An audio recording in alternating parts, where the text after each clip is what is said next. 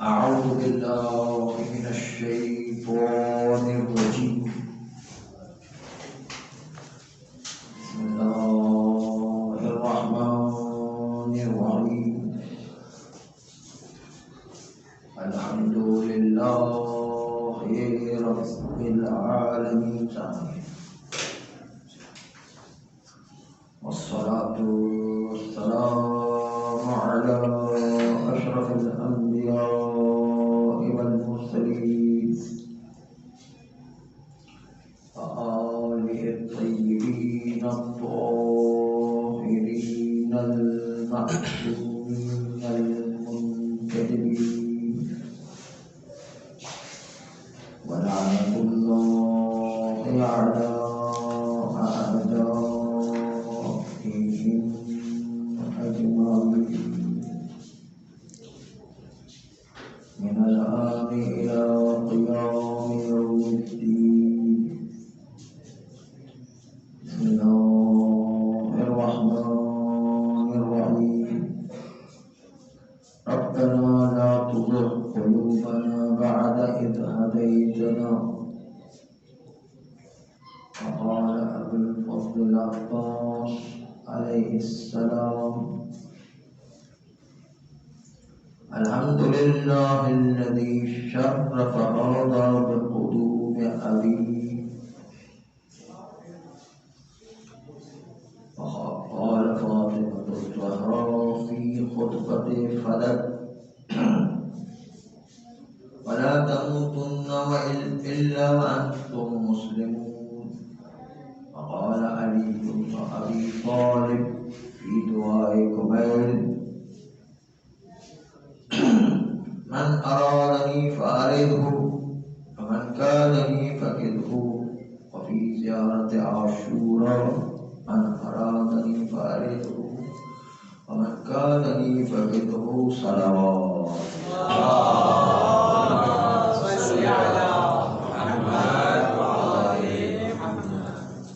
اللہ محترم بزرگان عزیز، سب سے پہلے تو آج ایک روایت کے مطابق مولا ابو الفضل عباس علیہ السلام کی ولادت بسعادت تھی، تو یہ سب آپ کو مبارک ہو۔ مولا ابو الفضل عباس نے اس وقت کہ جب خانہ کعبہ کی چھت پر جانے کے لیے مولا حسین نے حکم دیا کہ جا کر تم آج خانہ کعبہ کی چھت سے خطبہ دو۔ اس وقت جب مولا حسین نے اپنے حج کو عمرہ میں بدلا، جب مولا حسین نے محسوس کیا کہ یزید کے جاسوس احرام کے لباس میں تلوار چھپائے ہوئے مجھے قتل کرنا چاہتے ہیں، تو اس وقت جو ہے مولا حسین نے اپنے حج کو عمرہ میں تبدیل کیا۔ عمرہ تبدیل کرنے کے بعد مولا عباس سے کہا کربلا جانے سے پہلے کہ جاؤ تم خانہ کعبہ کی چھت پر، اور چھت پر جانے کے بعد ایک خطبہ دو۔ چنانچہ مولا عباس پہلی مرتبہ خطبہ دے رہے، وہ ایک ہی خطبہ ہے مولا عباس کا، اس لیے کہ عباس بولنے والے کا نام نہیں ہے، اطاعت کرنے والے، عمل کرنے والے۔ چنانچہ مولا عباس جاتے ہیں۔ اب وہ ایک چھوٹا سا بچہ بھی خانہ کعبہ کی چھت پر چلا جائے تو لوگ جو طواف کرنے والے طواف کرنے کے بجائے اس کو دیکھنے لگتے ہیں، اور جو ہے ان کا طواف ہو جایا کرتا ہے۔ یہ تو مولا ابو الفضل عباس اتنے لمبے تڑنگے تھے کہ ان کے پیر جو ہے رکاب میں نہیں رہا کرتے تھے، زمین پر بچھڑا کرتے تھے۔ تو اب جو ہے اتنا لمبا تڑنگا آدمی جب خانہ کعبہ کی چھت پر آئے گا تو یقیناً جو ہے لوگوں کے طواف رک جائیں گے۔ قبر بنی ہاشم آنے کے بعد جو پچھلی مرتبہ جملہ کہا تھا اس سے آگے کا جملہ عرض کرنا ہے۔ الحمدللہ الذی شرفہا بقدوم آبی، تمام حمد اس خدا کی ہے کہ جس نے اس خانہ کعبہ کو شرف بخشا حسین کے بابا کے قدموں کے آنے کی وجہ سے، یعنی مولا علی کے پیدا ہونے کی سے خانہ کعبہ کو شرف بخشا۔ نعرہ حیدری! اور دوسرا جملہ جو ہے وہ یہی تھا کہ خانہ کعبہ مولا علی کے آنے سے پہلے قبلہ نہیں تھا، کعبہ بنا ہوا تھا لیکن قبلہ نہیں تھا۔ میرے بابا کی ولادت کے نتیجے میں کعبہ کی روح آ گئی، اور کعبہ کی روح آنے کے نتیجے کعبہ تبدیل میں قبلہ ہو گیا، کعبہ تبدیل میں قبلہ ہو گیا۔ میرے بابا کی تشریف لانے کی سے، حسین کے بابا کی تشریف لانے کی سے اپنا نام نہیں لیا کہ میرے بابا، کیا کہتے ہیں، حسین کے بابا، اشارہ کہ مولا حسین کی طرف خدوم ابی، ان کے بارے میں بزرگ آباد کی تشریف، کیونکہ مولا حسین کو لوگوں کو دکھانا چاہتے تھے کہ وہ حجت خدا ہے۔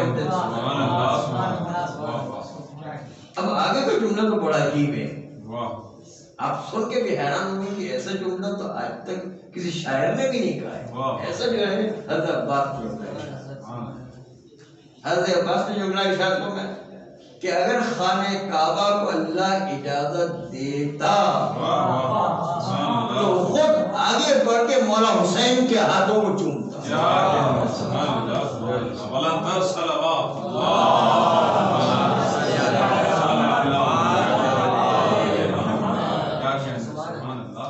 خانہ کعبہ کو اگر اللہ اجازت دیتا، خانہ کعبہ جو ہے مولا حسین کی معرفت رکھتا ہے، یہ بھی کہا مولا حسین کی معرفت رکھتا ہے، اتنی معرفت رکھتا ہے۔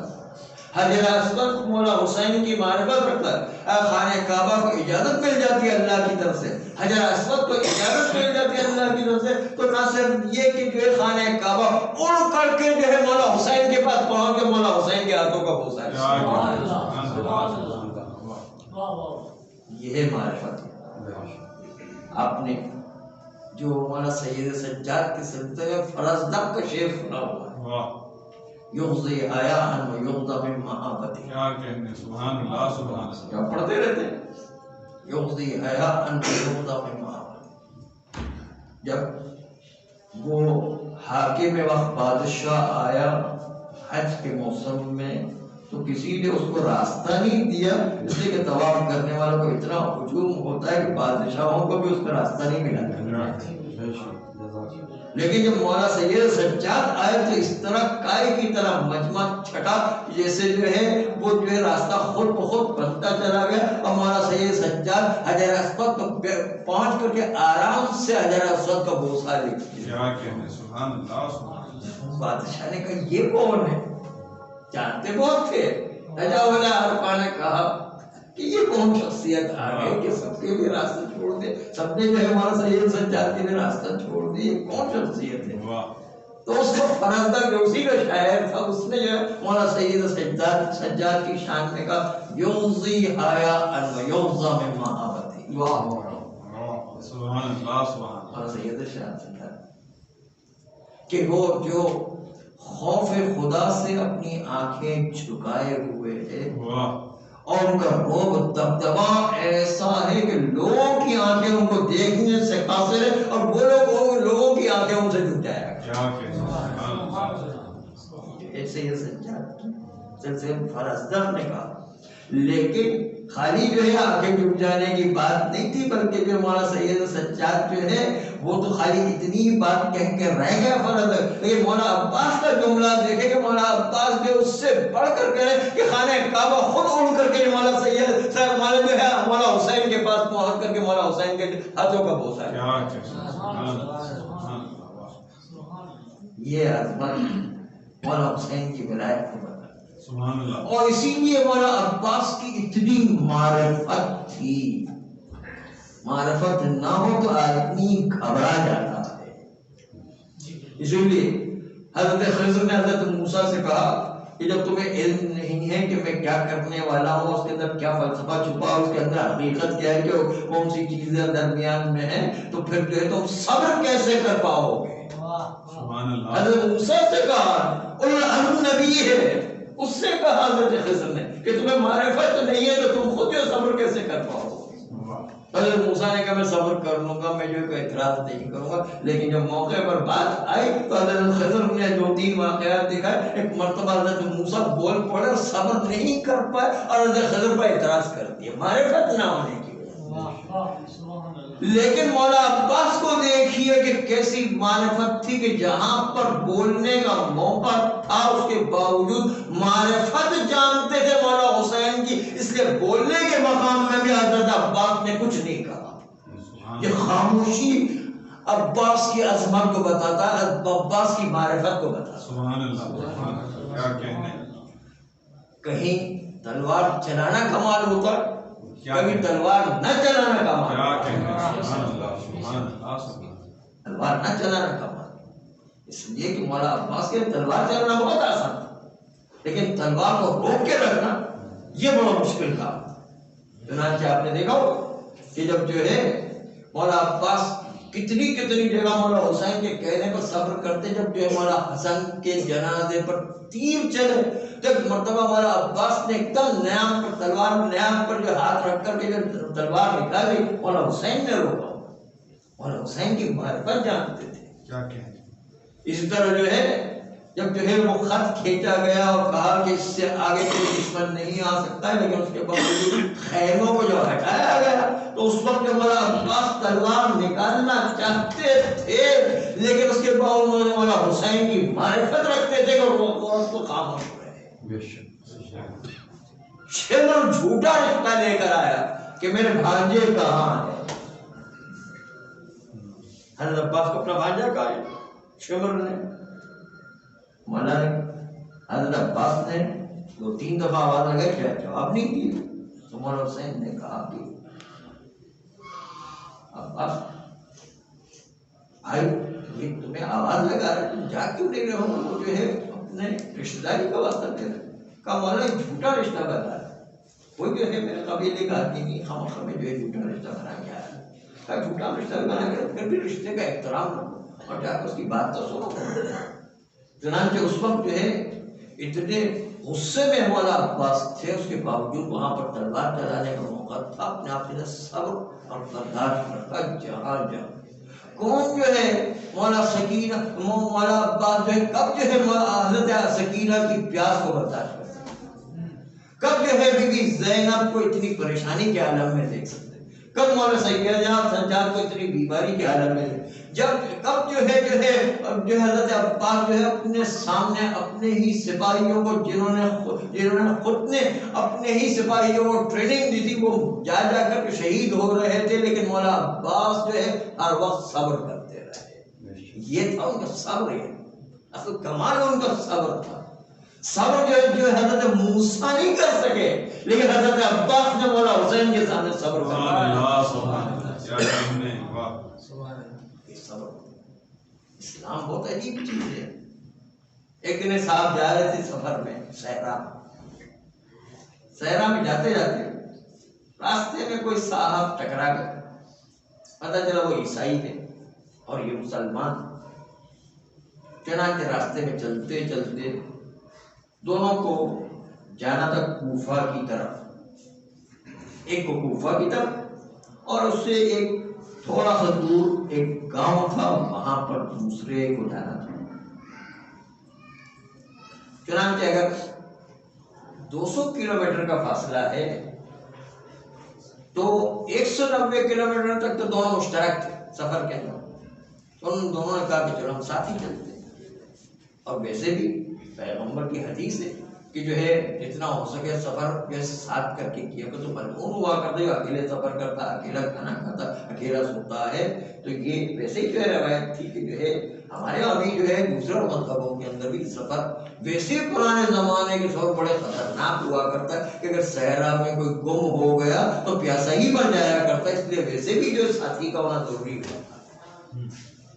چنانچہ سفر میں دونوں ساتھ شروع. اب 190 کلومیٹر تو مثال کے طور پر پیش ہے، 190 کلومیٹر تک دونوں ساتھ چلنا ہے. چنانچہ چل رہے باتیں بھی ہو رہی ہے، آپس میں جو ہے ایک دوسرے کے ساتھ شیئرنگ بھی ہو رہی ہے. چلتے چلتے وہ 190 کلومیٹر آگے، اب راستے دونوں کے جدا جدا ہو گئے، ایک کو کوفے جانا، دوسرے کو جو آگے کے ٹاؤن میں جانا۔ چنانچہ جب وہ کوفے والا اس کا راستہ آ گیا تو اس نے ایک دوسرے سے خدافظی کی۔ ایک مطلب جس کو کوفہ جانا تھا وہ ان کے ساتھ ساتھ چلنے لگا، جو عیسائی تھا اس کے ساتھ ساتھ چلنے لگا۔ تو عیسائی بھی حیران ہو گئے، گھبرا کے پوچھا کہ تم کوفہ نہیں جانا؟ وہ دیکھو کوفہ کا بورڈ لگا ہوا 10 کلومیٹر کے آگے جو ہے وہ دوسرا اور راستہ آنے والا ہے، تم جو ہے وہ کوفہ کا راستہ سامنے کوفہ ہے، اس کی جگہ تم میرے ساتھ آ رہے۔ کہاں مجھے جانا تو کوفہ ہی، لیکن میرے پیغمبر نے کہا کہ جب کوئی مسافر آپ کے ساتھ چند لمحے کے لیے ہو جائے تو اس مسافر کا بھی ایک حق بن جاتا ہے کہ اس کے ساتھ چند لمحے ساتھ چلا کرو، اس کے ساتھ ساتھ اس کے راستے تک چلو، تاکہ اس کا جو ہے وہ دل بیٹھ جائے اور دل جو ہے اس کا جو ہے مضبوط ہو جائے، اور مضبوط ہونے کے بعد پھر جو ہے تم آہستہ سے اس سے کھسک کر کے آ جاؤ۔ چنانچہ جو ہے میں اپنے پیغمبر کے قول پر عمل کر رہا ہوں۔ وہ عیسائی گھبرائے، کرے اس صحرا میں تم اپنے پیغمبر کی بات مان رہے ہو؟ اس صحرا کے اندر تو اپنے پیغمبر کی بات کوئی دیکھنے والا نہیں ہے، دیکھنے والے ہوتے ہیں تو پھر وہاں تو نماز روزے دکھائے، دیکھنے والے ہوتے تو بڑے کارنامے دکھائے جاتے ہیں، آپ کو تو میڈیا کرو جی کئی دو۔ اصل بات یہ کہ صحرا میں انسان جو ہے اسلام پر عمل کر کے بتائے تو عظمت ہوا۔ چنانچہ جو ہے وہ ایک مرتبہ اس نے جب یہ کہا اس عیسائی سے، تو کہا کہ اچھا آپ کے پیغمبر کی یہ تعلیمات ہے، تو چلو میں بھی تمہارے ساتھ چلتا ہوں کوفہ، اس لیے کہ میں جاننا چاہتا ہوں کہ تمہارے پیغمبر کی اور کیا تعلیمات ہیں، یہ تو بہت اچھی تعلیم ہے۔ چنانچہ وہ بھی چلا کوفہ۔ اب جو کوفہ میں چلا، کوفہ شہر میں جیسے ہی داخل ہو تو ہر جو بھی سامنے آ رہا ہے، جو بھی جو ملاقات کر رہا ہے، السلام علیکم یا امیر المومنین، السلام علیکم یا امیر المومنین، سلام کر کے جو سلام مولا کر رہے ہیں۔ وہ جو ہے عیسائی گھبرا گیا، پوچھا مطلب دیکھتے کس کو سلام کر رہے ہیں، کہیں بتاؤ تو صحیح ہے کس کو سلام کر، کہا آپ کے ساتھ جو چلتے اسی کو سلام کر رہے ہیں، یہی تو ہمارا مولا آقا۔ ایک پتہ کا آپ جو ہے رسول کی جانشین ہے، کہا میں رسول کا جانے ہوں، امام برا ہوں میں، کہا آپ کے رسول نے ایسی تعلیم دی ہوئی، کہا ہاں ہمارے رسول نے ایسی تعلیم دی ہوئی ہے۔ چنانچہ جو ہے کہا کہ خالی یہی نہیں بلکہ ہمارے رسول نے تو کہا پڑھو، جب ایک آدمی دوسرے آدمی کے ساتھ کچھ لمحے ساتھ ہو جایا کرتا تو گویا کہ پڑوسی کی طرح ہو جائے گا، اور جس طرح پڑوسی کے حقوق بیان کیے گئے مسافر کے بھی یہی حقوق بیان کیے۔ مجھے تو پڑوسی کے حقوق میں ڈر لگا کہ پیغمبر اسلام خود کہہ رہے تھے کہ مجھے پڑوسی کے حقوق میں ڈر لگا کہ کہیں جو ہے پڑوسی کے اندر حق دیتے دیتے یہ نہ پہنچ جائے کہ پڑوسی کو وراثت کا بھی حق قرار دے۔ یہ جو ہے اتنا اب جو ہے بیان کیا ہے، ایک مرتبہ جو ہے وہ مسلمان ہو گئے خالی اس مولا کے کردار کو دیکھ کے۔ ایک دونوں بیٹے محمد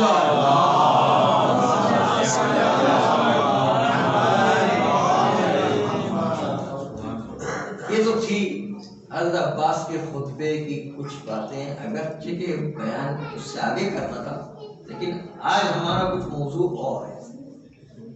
من ارادنی فاعرضہ ومن کادنی، یہ دوحہ کمیل کا جملہ بھی ہے، زیارت عاشور کا جملہ بھی ہے، اور اس میں بہت بڑا ایک اشارہ کیا گیا ہے، اور اس کے اندر یہ کہا گیا کہ جو ہمارے لیے برائی کا ارادہ کرے پروردگارہ تو اس کے برائی کے ارادے کو اسی کو الٹ، اور جو ہم سے فریب اور چیٹنگ اور فراڈ کا ارادہ کرے پروردگارہ اس کا فراڈ اور چیٹنگ اور اس کا فریب خود اسی کے اوپر ہو رہا ہے۔ من کاذنی فقط، یہ دو اہم کرداروں کی طرف غیبت کے زمانے میں اشارہ ہو رہا ہے۔ ایک جو برائی کا ارادہ کرے، جو اشارہ ہے تلوار کی طرف، تلوار سے یہ مراد حقیقی تلوار نہیں، تلوار بھی ہے، اس میں قتل و غارت و خون، علاقوں کو اڑا دینا، बमबारी करना, मुख्तलिफ तरीके से खून बहाना, ये सब चीज उसके अंदर शामिल हो। मन नाराजनी बारिदु में कत्ल गारतगिरी, कि मुझसे जो भी कत्ल गारतगिरी करना चाहे और औलादों और शियों को और नस्लों को तबाह करना चाहे, परवरदिगार इसकी बरकत उसकी पर। ये इशारा है सुफियानी की तरफ। आखिरी जमाने के अंदर सुफियानी की इशारा है कि वो तलवार में लेकर आए। तलवार मतलब यही कि खून बहाए, महल्ले के महल्ले को उड़ा दे। खाली नाम जो है शियों को सुनेगा उसमें जो है दुश्मनी अहले बैत इतनी ज्यादा होगी कि नाम के ऊपर ही एक एक को जो है कत्ल कर दे। तो दूसरी तरफ अमन का दनी फकीदुहु, और जो परवरदिगारा मुझसे चीटिंग का इरादा रखता, फरेब का इरादा रखता, फ्रॉड का इरादा रखता, धोखा देने का इरादा, परवरदिगार उसका धोखा उसी पर रखते। यह है दज्जाल, इसका नाम है दज्जाल।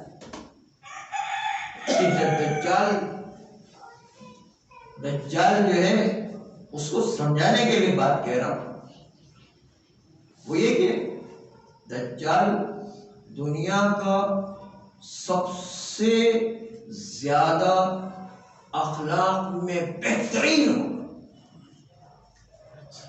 आपको सबसे ज्यादा फायदा पहुंचाने वाला, आपको सबसे ज्यादा खूबसूरत लग रहा हो, आपको सबसे ज्यादा उसका मजा आ रहा हो, लेकिन वही आपको इसी अच्छा लगने के ज़िम्मे में आपको धोखा देकर आपके ईमान को ले जाए। ये है दज्जाल। दज्जाल अरबी जबान का भी लफ्ज है, इब्रानी जबान का भी लफ्ज है, इसराइली जबान का भी लफ्ज है। दज्जाल यानी दजला से निकला। दजला यानी धोखा देना, फरेब देना। लेकिन इसको जरा और वाज़ेह करने के लिए लुगत के तहत माना आपको बयान करें ताकि उसकी गहराई में समझ। लफ्ज में बहुत मतलब पूरा मकसद पोशीदा है। माशाअल्लाह। दजला का असल माना है छुपा लेना। मसलन एक किताब यहाँ पर है, मैंने उसके ऊपर कपड़ा ढाक दिया, तो कपड़े ने उस किताब को ढांप लिए, छुपा लिया, तो अब कपड़ा कहलाएगा दजला। दजल छुपा रहा है।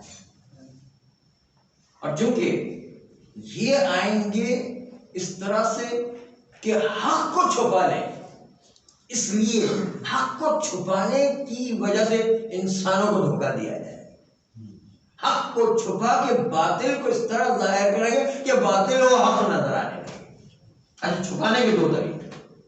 एक छुपाया ना ये कि किताब पर मैंने कपड़ा ढाक दिया, चीज छुप गई, वो नजर नहीं आ रही।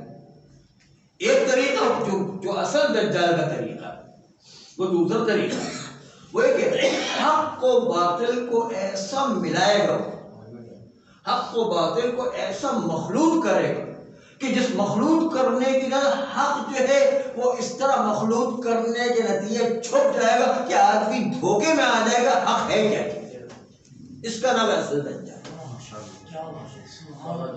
ये इस तरह मिलावट करेगा, इस तरह धोखा देगा, मिलावट से लोगों को धोखा देगा। अभी आपके सामने चंद मिसालें आई तो उसमें आप देखिए कैसी मिलावटें हो।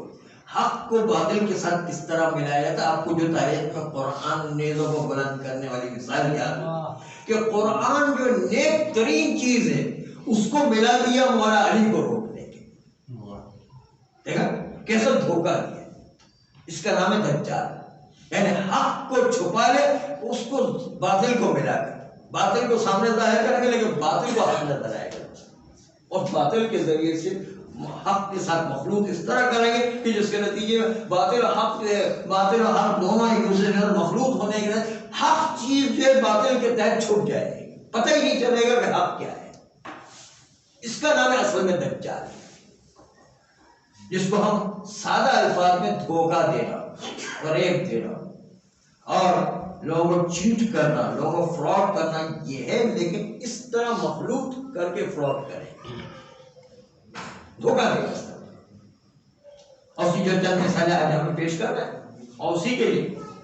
और आप देखिएगा کہ چونکہ دجال کا کام ہے لوگوں کو فراڈ کر کے دھوکہ دے کے مخلوط کر کے ملاوٹ کر کے اس طرح سے یہ لوگوں کو دھوکہ دے کہ حق باطل میں چھپ کر کے رہ جائے اور پتہ ہی نہیں چلے کہ حق کیا ہے باطل کیا ہے. تو اس کے نتیجے کے اندر دجال یہ چاہے گا کہ وہ کوئی شخص کہ جو اس کے فریب کو سمجھ رہا ہے وہ درمیان میں نہ رہے اور اس کے نتیجے کے اندر وہ آسانی سے لوگوں کو دھوکہ دے. اور اسی لیے دجال کو سب سے زیادہ مرجعیت کھٹکتی ہے. اس لیے کہ مرجعیت وہ چیز ہے جو حق کو باطل کو الگ الگ کرتا ہے اور بتانا کہ یہ حق ہے یہ باطل ہے, آپ کو جو راستہ اختیار کرنا ہے کرو. تو سب سے بڑا کاٹا دجال کا مرجعیت کا نظام ہے, اس لیے کہ وہ دھوکہ دینا چاہتا مرجعیت آگے ان کو واضح کر دیا کرتا. آئیے ایک مثال سنیں, ایک عام فہم کی مثال ہے. ہم جو ہے بالفرض نہاری کھانے کے لیے گئے مجلس پڑھنے کے بعد. ہم آپ کو بتائیں نہاری والوں کے باہر اتنے فقیر ٹہلتے رہتے ہیں. تو فقیر صاحب آ گئے, آپ کو پتہ ہی ہے تو آپ کے ساتھ اردو گزرا ہوگا. فقیر صاحب آ گئے, بھائی جو ہے بہت گھر میں پریشانی ہے, روٹی نہیں ہے, کھانے کا کچھ نہیں ہے, ہمیں جو ہے کچھ مدد کر دیجیے. اس لیے کہ جو ہے اچھے خاصے آدمی تھے. کہا بھائی کہ بھائی تم تو ہٹے کٹے آدمی ہو, کام کر سکتے ہو, کیوں کام نہیں کر. کہا کام تو کر ہی نہیں سکتے اس لیے کہ جو ہے ماں اتنی بیمار ہے, اپاہج ہے, وہ بالکل ہاتھ پیر سے جو ہے بالکل وہ لگڑی لولی ہے اور جو ہے اس کو 24 گھنٹے اس کے پیچھے ڈیوٹی دینا پڑتی ہے, اس میں کھڑا رہنا پڑتا ہے. کام کہاں کر سکتے ہیں. تو کہا شادی کر لو, شادی کر لو گے تو پھر جو ہے وہ سنبھالنے والی آ جائے گی تو پھر کام کر سکو گے. کہا شادی کہاں کریں, روٹی کے پیسے ہی نہیں, عورت کو خرید کے کہاں سے لیں گے, اور خرید کے کہاں سے پیسے لے کر آئیں گے. تو کہا کہ اچھا یہ بات ہے, چلو ٹھیک ہے. اچھا شادی نہیں ہوئی تو چلو کوئی بات نہیں, کوئی تھوڑے پیسے ویسے دے دیے, چلو کوئی بات نہیں چلتا ہے. اب دوسرے ہفتے وہیں پر ہوتے صاحب ادھر وہی صاحب کانوں میں آواز آ رہی ہے کہ کسی صاحب سے کہہ رہے ہیں کہ بھائی میرے جو ہے 4 بچے ہیں چھوٹے چھوٹے, اس کو کھانا کھلا, ابھی تک تو شادی نہیں ہوئی. ایک ہفتے تک تو شادی نہیں ہوئی, 4 ایک ہفتے کے بعد 4 بچے بھی ہو گئے اور پھر 2 بچوں کے اسکول کی فیس بھی چاہیے ان کو. یہ کون سا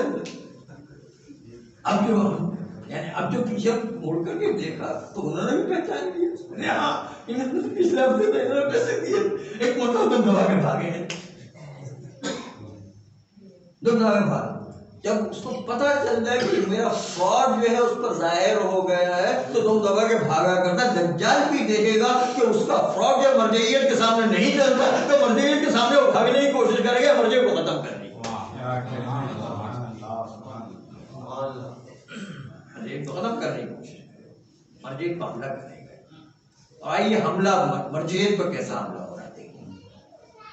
وہ یہی دجال کا حربہ کیسا جو ہے دجال کا حربہ کام کر رہا ہے.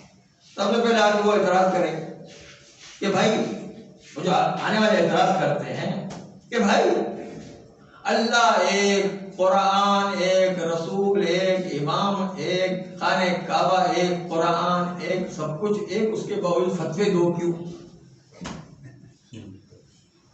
سب سے پہلے اعتراض یہی کریں گے.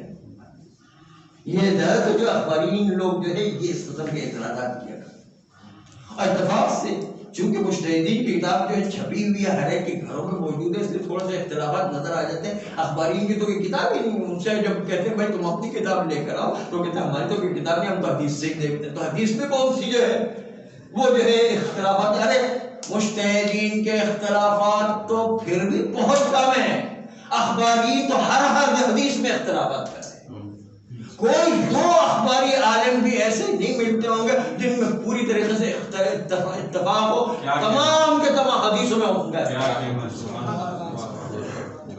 حتیٰ یہ وہ کہتے ہیں کہ ہمارے پاس جو ہے حدیث کی کتاب ہے, ہم حدیث کی کتابوں میں پھر کیا ہے. حدیث کی کتاب حضرت عبداللہ آغائے کلینی کی کتاب جو کافی ہے, جو سب سے مشہور کتاب ہے اور سب سے شیعوں کی معروف کتاب ہے حدیث کی, اور جو شیخ صدوق کی کتاب مان لا یحضر الفقیر. اب دونوں کا مقابلہ کریں تو دونوں کی حدیثوں کا ہزاروں جگہ پر اختلاف ہے. کہاں پر یہ اختلاف اخبارین ختم کر سکتے ہیں. بلکہ میں آپ سے عرض کروں کہ اگر آپ دقت سے پڑھیں گے تو حدیث جو کلینی کی جو روایت ہے اصول کافی میں اگر آپ پڑھیں گے تو اوپر کے صفحے میں کچھ روایت کے اندر لکھا ہوگا، نیچے کے صفحے میں بالکل اس کو مخالف لکھا ہوگا. کہاں کیسے الفا ہوگا؟ بالکل ایک ہی کتاب میں، ایک ہی مصنف اور ایک ہی جلد میں ایک ہی باب سے ایک روایت کچھ کہہ رہے، دوسری روایت کچھ کہہ رہے. کیسے حدیثوں پر عمل؟ یہ ساری دعویٰ کرتے ہیں، ورنہ عمل کس طرح کریں؟ عمل کر ہی نہیں سکتے اس طرح. خالی ادعا ہے ادعا، اور ہم سب سے زیادہ ان کا اختلاف زیادہ موجود ہے. ہمارا کوئی اختلاف ہی نہیں ہے ان کے مقابلے. مجتہدین کا کوئی اختلاف ہی بہت ہی کم ہے، کوئی اختلاف ہی نہیں ہے اس کے مقابلے. اور وہ کہتے پھر جو ہے ہم اس کو بھی چھوڑ دیں، ہم چلے جائیں گے قرآن کے اوپر. بس قرآن کے اوپر جو ہے جو قرآن کے سامنے آئے گی بات ہم قرآن کے مطابق مانیں گے، حدیثوں کو قرآن والوں کے پاس کیا ہے جو ہے ایک آیت کے اندر سینکڑوں اختلافات، ایک آیت ہے. کسی نے کچھ ترجمہ کیا، کسی نے کچھ ترجمہ، کسی نے کسی طرح مانا کیا، کسی نے کسی طریقے سے مانا، کسی نے کچھ کھا لیا. اپنے مطلب کا ہر ایک اپنے مطلب کا انٹرپریٹ کر رہے ہیں قرآن. صحیح مانا تو کسی کو نہیں پتا. تو یہ جو ہے تو کہ پھر قرآن کو بھی چھوڑ، پھر ہو جاؤ ایسے بن کر کے جو ہے بے دین بن کر کے زندگی گزار. اگر یہی پر آنا تھا تو پہلے سے کہو گے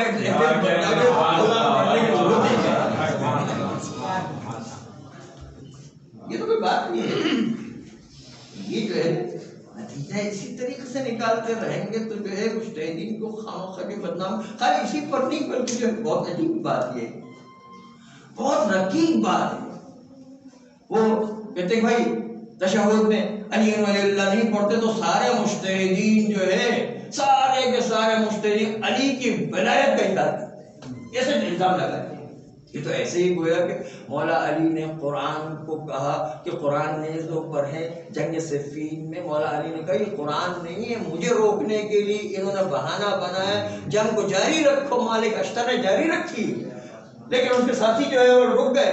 مولا علی نے جو روکا اور کہا